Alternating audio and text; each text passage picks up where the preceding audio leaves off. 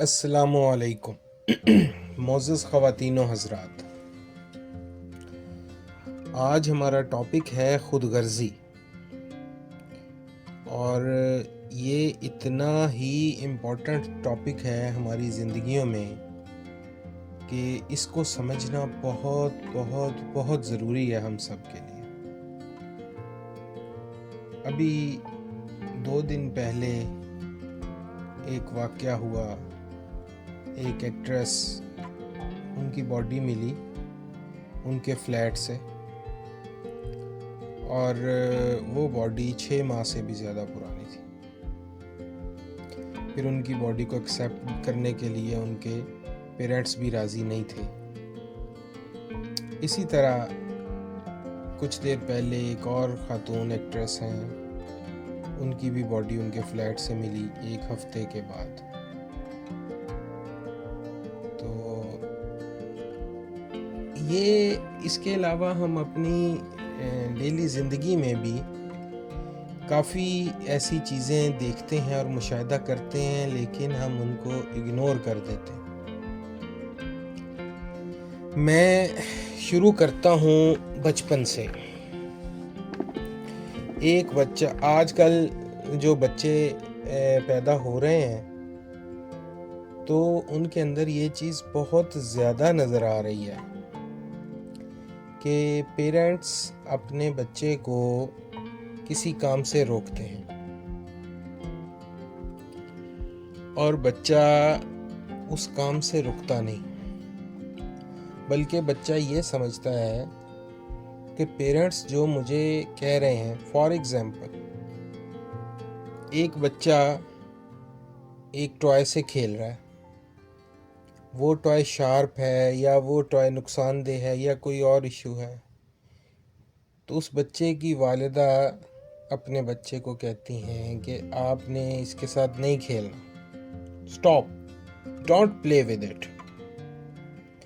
अब वो बच्चा जो है वो उस बात को इस तरह काउंटर करता है कि मेरी माँ मेरी दुश्मन है, ये मुझे इसके साथ खेलने नहीं दे रही।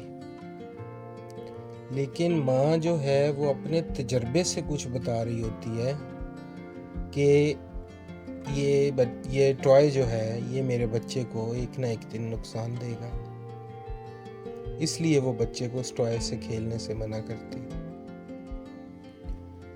इसी तरह वक्त गुजरता चला जाता है, वो बच्चा जवान होता है, स्कूल में आता है, 8th क्लास में, 9th में, 10th में, दोस्तों के साथ फिरता है, एंजॉय करता है। तो जब वो किसी गलत महफिल या गलत सोहबत में जाता है तो पेरेंट्स फिर उसको रोकते हैं कि आपने ये काम नहीं करना। या लड़का है तो उसको मोटरसाइकिल दी हुई है तो उसको कहते हैं, अक्सर कॉमन सी बात है कि तुम्हारा कल से मोटरसाइकिल बंद है भाई, तुम गलत लड़कों के साथ फिरते हो, तुमने नहीं जाना। तो इसी तरह वो लड़का जो है उसे ये लगता है कि मेरे पेरेंट्स मेरे दुश्मन हैं, वो मुझे इस चीज़ से रोक रहे हैं।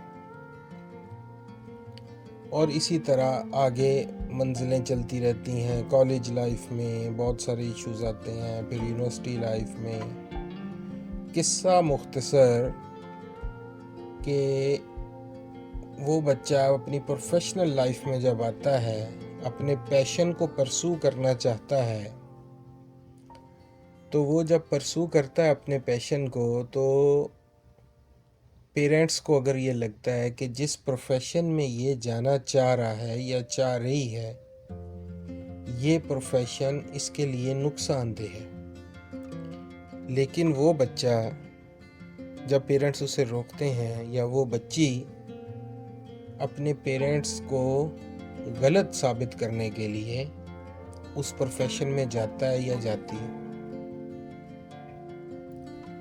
जिस अदाकारा की बॉडी मिली फ्लैट से, अब इस चीज़ में 2 बातें बहुत ज़्यादा मलहूज़े खातिर रखने वाली हैं। कि एक बच्चा या बच्ची चाहता है कि मैं मीडिया में चला जाऊं, और ये बात मैं सिर्फ मीडिया के लिए नहीं कर रहा, किसी भी प्रोफेशन के लिए कर रहा हूँ। एक बच्चा या बच्ची चाहता है मैं लेक्चरर बन जाऊं, एक बच्चा या बच्ची चाहता है मैं साइंटिस्ट बन जाऊं, एक बच्चा या बच्ची चाहता है मैं स्पेस में जाऊं, एक बच्चा या बच्ची चाहता है मैं फोटोग्राफर बन जाऊं, कुछ भी। एक खातून है लाहौर में, वो ढोल बजाती हैं। तो एक सेंसिबल पेरेंट्स जब अपने बच्चे को रोकते हैं, अच्छा मैंने लफ्ज़ एक यूज़ किया जी, सेंसिबल पेरेंट्स। सेंसिबल पेरेंट्स का मतलब ये नहीं है कि पेरेंट्स ने एमएससी या पीएचडी तक पढ़ा हुआ हो। सेंसिबल पेरेंट्स का मतलब ये है कि जिनके पास विजडम हो। पेरेंट्स तो माँ बाप तो कोई भी बन जाता है। माँ बाप बनने के लिए ये क्राइटेरिया तो नहीं है कि वो बेवकूफ़ हो या वो बहुत अक्लमंद हो। अगर पेरेंट्स के पास विजडम है और वो अपने बच्चे को किसी चीज़ से रोकते हैं, तो उनको थोड़ा सा अपना अंदाज बदलना पड़ेगा। तो मैं बात कर रहा था वो जो खातून जिनकी बॉडी मिली फ्लैट से, उन्हीं की एग्जाम्पल ले लेते हैं। फॉर एन एग्जाम्पल, हम सब के लिए सीखने का मुकाम है। मेरा दिल बहुत परेशान है जब से उनका मैंने सुना वाक़या कि वो पेरेंट्स जब अपनी बेटी को रोकते होंगे, डेफिनेटली मीडिया में जाने से रोकते होंगे। मीडिया इंडस्ट्री इतनी बदनाम है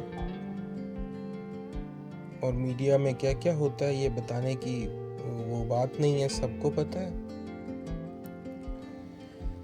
तो बच्ची ने अपने पेरेंट्स को ये साबित करने के लिए कि मैं इसके अंदर एक्सेल करके दिखाऊंगी, और उस बच्ची ने उसमें स्टेप इन किया और फिर वो बहुत सारे चैनल्स पे भी आई, उनके इंटरव्यूज़ भी हुए, लोगों ने उनकी लाइफ के बारे में भी जानना चाहा, वो स्टार भी बनी। लेकिन एक दिन क्या हुआ वल्लाह आलम कि वो उनकी अपने फ्लैट में डेथ हो गई और फिर उनकी बॉडी वहाँ पड़ी रही 6 माह से ज़्यादा। कभी आपने सोचा है ऐसा क्यों हुआ? ये बच्ची निशाने इबरत बनी हमारे लिए। अल्लाह ताला उसकी मग़फ़िरत फरमाए और उसके कब्र को जन्नत के बागों में से एक बाग बनाए, मैं दुआ करता हूँ। लेकिन इस बच्ची से हमें कुछ सीखना चाहिए कि उस बच्ची का ये हाल हुआ कि वो निशाने इबरत बनी हम सब के लिए।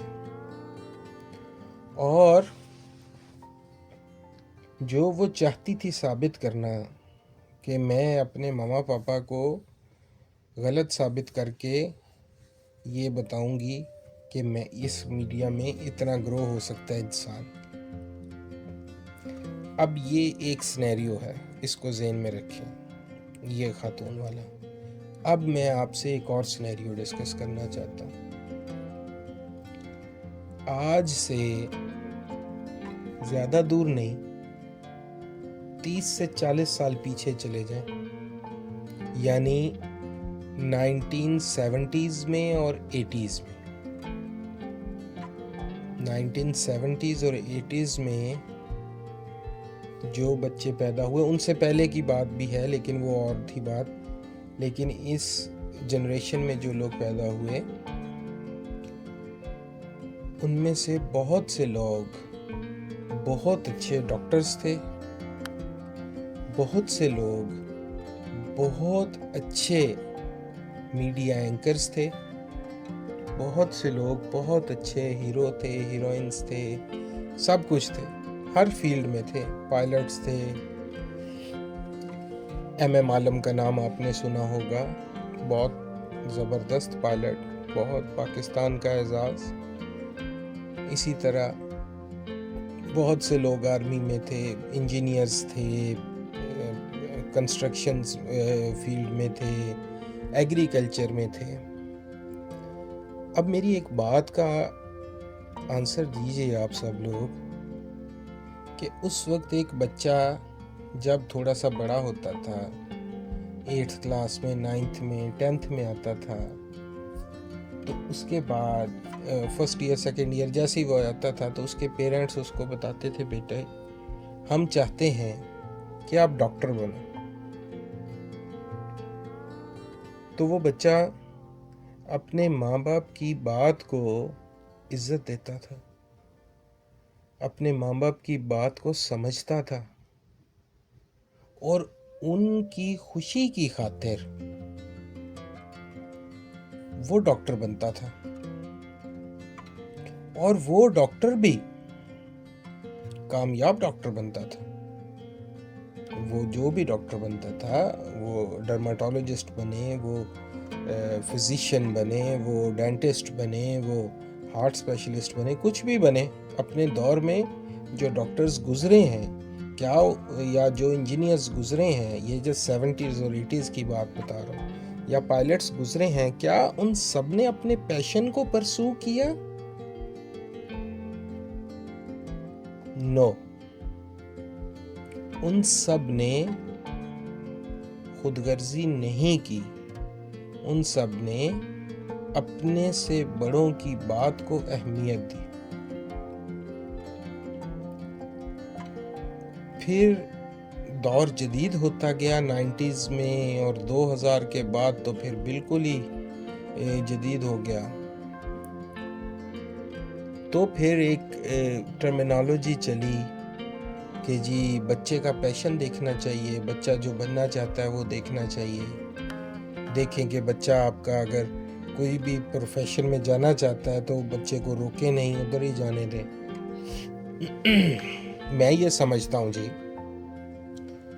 कि इसमें कोई शक नहीं है, जो लोग 70s और 80s में की बर्थ हैं, वो लोग बहुत अच्छे डायरेक्टर्स थे, बहुत अच्छे राइटर्स थे, सिंगर्स थे, सब कुछ थे। अच्छा, इसके साथ साथ वो अपने पैशन को भी परसू करते थे। अगर कोई बहुत अच्छा एग्रीकल्चरिस्ट है और उसको फुटबॉल खेलना पसंद है तो फुटबॉल भी खेलता था। कोई खातून बहुत अच्छी एक्ट्रेस हैं तो अगर उनको गार्डनिंग पसंद है, पैशन है, तो वो गार्डनिंग भी करती थी।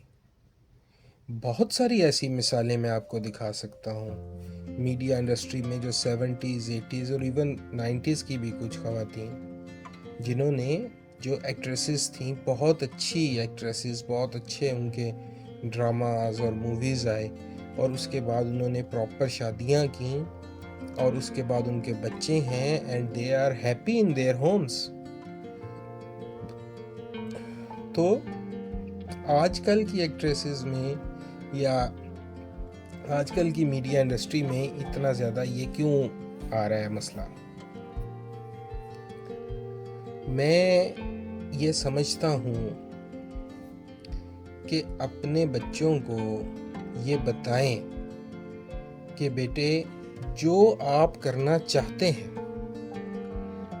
कुछ भी आप चीज़ देखते हैं, एक बच्चा है किसी अच्छे वेल फ्लरिश्ड और वेल इस्टेब्लिश्ड पेरेंट्स का, जिनका फाइनेंशियल स्टेटस भी बहुत अच्छा है, उनका बच्चा एक गाड़ी देखता है, पापा I want to buy this Ferrari, पापा I want to buy this BMW।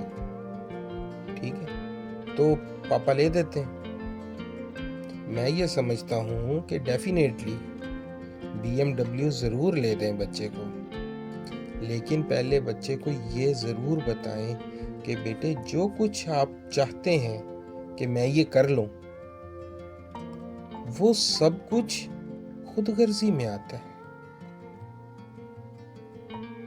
जिंदगी में सब कुछ अपने लिए हासिल करना, कि मैं ये बन जाऊं, मैं एक्ट्रेस बन जाऊं, मैं आर्टिस्ट बन जाऊं, मैं राइटर बन जाऊं, मैं बन जाऊं, मैं ये चाहती हूं, मैं ये कर लूं, मैं ये चाहता हूं, मैं ये कर लूं।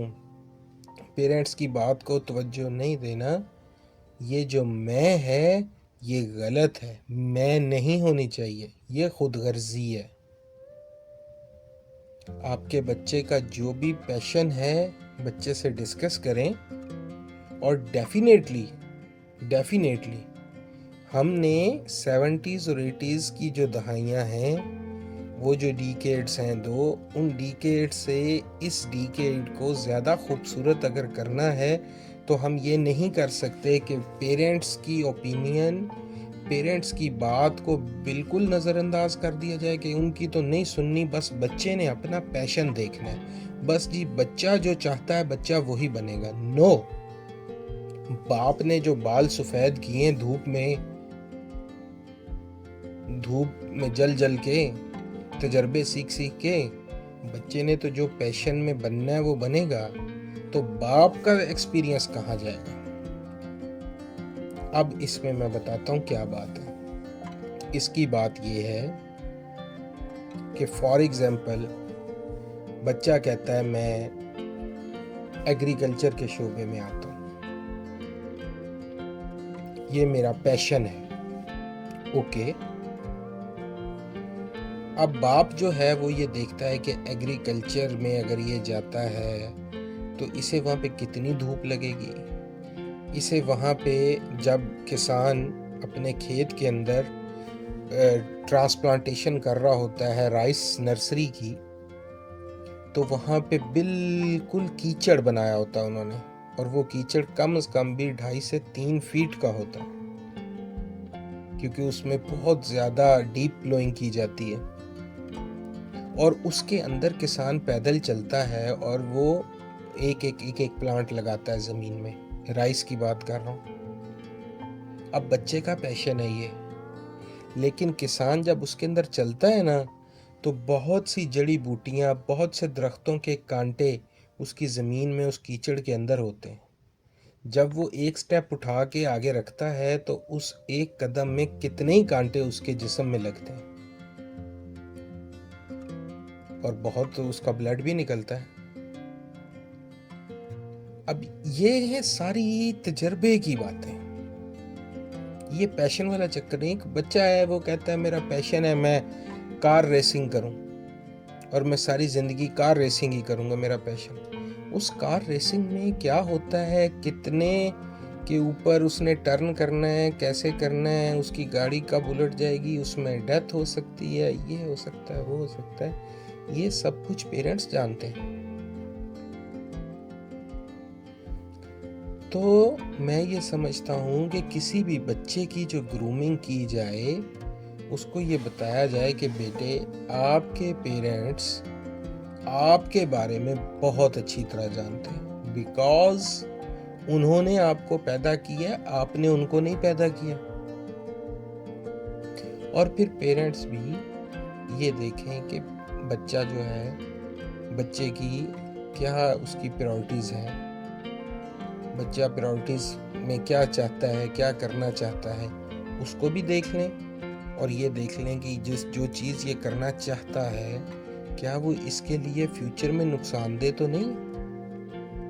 पैशन को तो ये परसू करेगा, लेकिन इसके लिए मुस्तकबिल में नुकसान ना हो जाए, क्योंकि पेरेंट्स ने अपने विजडम से बताना है। ये एक पहलू है दुनिया का, खुदगर्जी का, जो बच्चों में आ रही है, मैं। अब मैं आपको दूसरा पहलू बताता हूँ। दूसरा पहलू है इसका स्पिरिचुअलिज्म में। हम हमेशा ये समझते हैं कि हम ठीक हैं, हमें बेहतर पता है चीज़ों के बारे में, और दूसरे को हम बिल्कुल जाहिल समझते हैं या अपने से नीचा समझते हैं, और अगर वो हमसे दुनियावी डेजिग्नेशन में भी नीचे हो तो उसको बोलने भी नहीं देते। इसी तरह जब आप रूहानियत के सफ़र पे निकलते हैं तो उसमें भी खुदगर्जी मना की गई है। उसमें भी आपको किसी के लिए जीना पड़ता है, किसी के लिए भी नहीं, मतलब अपने प्यारों के लिए जीना पड़ता है। अपने लिए जिया तो क्या जिया। इसीलिए तो कहा गया ना कि हकूकुल इबाद पहले, हकूकुल्लाह बाद में। हकूकुल्लाह में आ जाती है खुदगर्जी, मैं नमाज पढ़ लूँ, मुझे जन्नत मिल जाएगी, मैं बख्शा जाऊँ, मेरी नेकियां लिखी जाएं। लेकिन अगर आपकी उधर से अजान हो गई, नमाज का टाइम है, और उधर से आप एक एम्बुलेंस में एक पेशेंट को उठाना है, तो आप पेशेंट को उठाने जाएंगे या आप पहले नमाज पढ़ने जाएंगे? एक जवान बॉर्डर पे खड़ा है, जंग हो रही है, उधर से दुश्मन आप पे वार कर रहा है, उधर से अजान हो गई, नमाज का टाइम हो गया, तो क्या वो अपनी बंदूक रख के नमाज पढ़ने जाएगा या पहले अपने फर्ज की अदायगी करेगा? एक डॉक्टर, उसने किसी का ऑपरेशन करना है, पेशेंट दर्द से तड़प रहा है, उधर से अजान हो गई, तो क्या वो नमाज पढ़ने जाएगा या ऑपरेशन करेगा पहले? हकूकुल इबाद पहले, हकूकुल्लाह बाद में। लेकिन ऐसे बहुत से लोग हमने देखे जो हकूकुल इबाद को साइड पे रखते हैं, पहले हकूकुल्लाह करते हैं, और फिर हकूकुल्लाह करने के बाद जो वो 5 वक्त नमाज पढ़ते हैं या 8 वक्त की नमाज पढ़ते हैं, तो फिर वो नमाज पढ़ने के बाद जो उनके सामने कोई बैठा होता है तो उसको बिल्कुल ही शूदर टेक्नोलॉजी समझते हैं। उन्हें ये लगता है कि हम नमाज पढ़ते हैं तो बस हम अफजल हैं, ये डाउन है। ऐसी बात नहीं। बार बार कहा गया, जो अपने लिए पसंद करो वो अपने मुसलमान भाई के लिए पसंद करो। इस बात पे कितना अमल करते हैं हम? कभी सोचा हमने? इवन के हमारे घर के बच्चे हैं, एक घर है उसमें 2 3 4 भाई रहते हैं, एक भाई अपने बच्चों के लिए टॉयज लाता है, वो दूसरे बच्चों के लिए वो नहीं लाता। खुदगर्जी है। या तो किसी के लिए ना लाओ, तो या लाओ तो सबके लिए लाओ। बेशक सस्ते टॉयज ले आओ, सबके लिए ले आओ। एक वालिद अपने बच्चे को प्यार कर रहा है और बिल्कुल सामने एक बच्चा खड़ा है जो यतीम है, जिसके वालिद नहीं है। पता है इसके बारे में क्या हुक्म है? कि अगर यतीम बच्चा भी आपके सामने खड़ा है और आप उस यतीम के सामने अपने बच्चे को प्यार कर रहे हैं, ये सख्ती से मना है, ये खुदगर्जी है। रुक जाएं। यतीम बच्चे के सामने अपने बच्चे को प्यार ना करें, क्योंकि वो सोचेगा कि आज अगर मेरे पापा भी होते वो मुझे भी प्यार करते।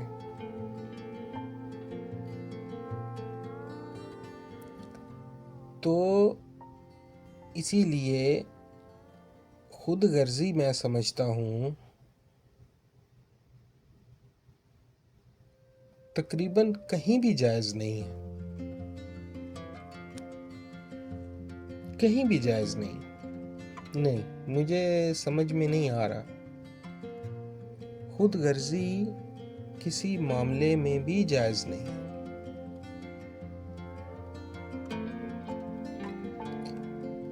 जन्नत के लिए खुदगर्जी करते हैं, नमाज के लिए खुदगर्जी करते हैं, बख्शिश के लिए खुदगर्जी करते हैं, अपने पैशन को परसू करने के लिए खुदगर्जी करते हैं।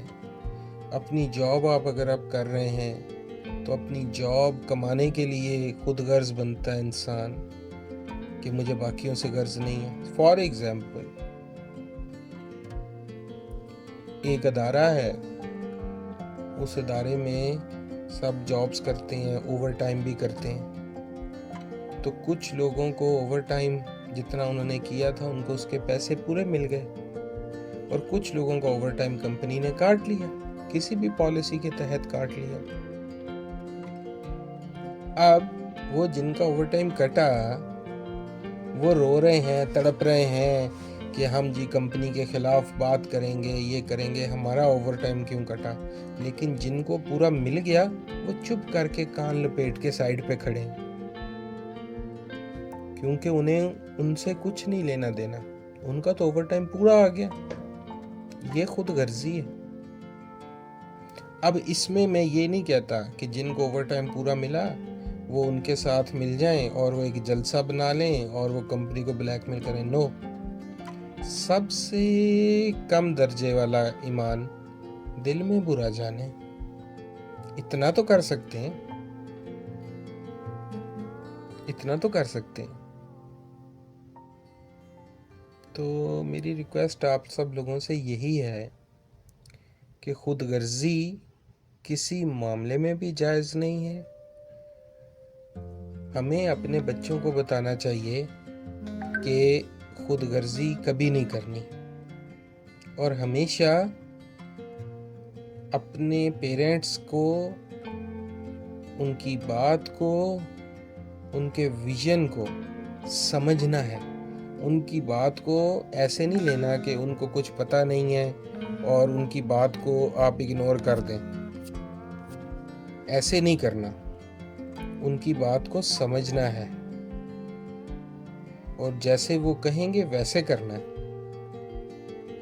मैं यकीन दिलाता हूँ आपको कि अगर बच्चे अपने वालिदैन की, बाशऊर वालिदैन की बात को मान लेंगे तो जिस पैशन को वो परसू करना चाहते हैं वो भी उन्हें मिल जाएगा, क्योंकि वालिदैन खुदा का एक रूप होते हैं इस दुनिया में। ये मत सोचें कि वालिदैन जो हैं आपके पुराने दौर के, उनको लेटेस्ट चीज़ों का नहीं पता। मैंने ऐसी ख़वातीन देखी हैं, काफ़ी लंबी बात हो गई, मैंने ऐसी ख़वातीन देखी हैं, मतलब फिज़िकली भी देखी मैंने। यकीन करें वो एक क्लास नहीं पढ़ी हुई थी, एक जमात नहीं पढ़ी हुई थी, और उनके बच्चे, मतलब पहले बच्चे भी ज़्यादा होते थे, 8-9 बच्चे हैं, बेटे हैं, सारे ही बेटे अफसर। कोई सेशन जज लग गया, कोई चेयरमैन वापडा लग गया, कोई डायरेक्टर लग गया, कोई कुछ लग गया, कोई कुछ लग गया, और माँ एक अंगूठा छाप है, एक लफ्ज़ नहीं पढ़ी हुई।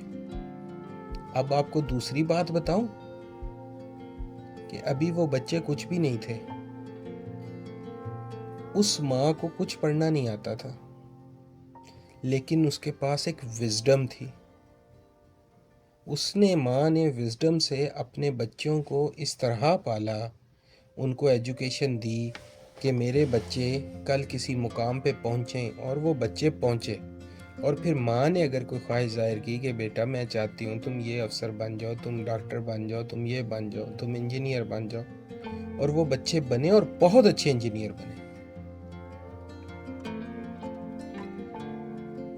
बहुत अच्छे इंजीनियर बने।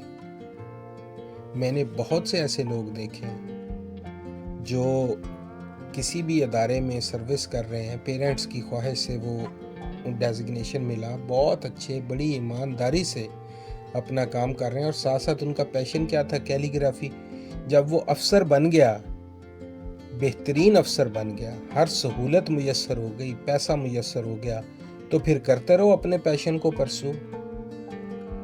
आपको स्विमिंग का पैशन है, फिर आप बेहतरीन किस्म का इस्लामाबाद क्लब ज्वाइन करें और जैकरेंडा क्लब ज्वाइन करें और फिर करते रहें अपने पैशन को परसू।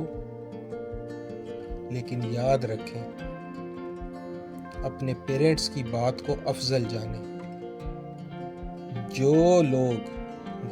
जो बच्चे अपने पेरेंट्स की बात को अफजल जानेंगे वही ज़िंदगी में कामयाब होंगे। और अपने बच्चों को ये शाऊर दें कि पेरेंट्स जब अपने बच्चे को किसी चीज़ से रोकते हैं या पेरेंट्स अपने बच्चे को किसी चीज़ के बारे में बताते हैं, उस चीज़ का बच्चे को फ़ायदा है। बच्चे का ये काम बिल्कुल नहीं कि अपने पेरेंट्स के साथ वो सुई फंसा ले और ज़िद फंसा ले कि पापा ने रोका है, मीडिया में जाना है, तो मैं अब मीडिया में जाके दिखाऊंगी और मैं कामयाब होके दिखाऊंगी। तो फिर ऐसे ही होगा, 6 माह बाद मिलोगी तुम अपने फ्लैट से।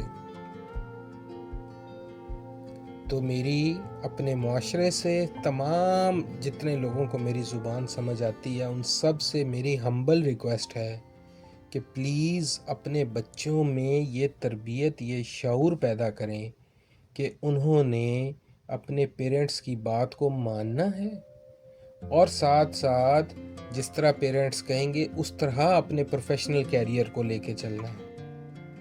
यकीन करें, मैं गारंटी देता हूँ, आप बहुत अच्छे इंजीनियर, बहुत अच्छे डायरेक्टर, बहुत अच्छे डॉक्टर, बहुत अच्छे पायलट, बहुत अच्छे ऑफिसर बनेंगे।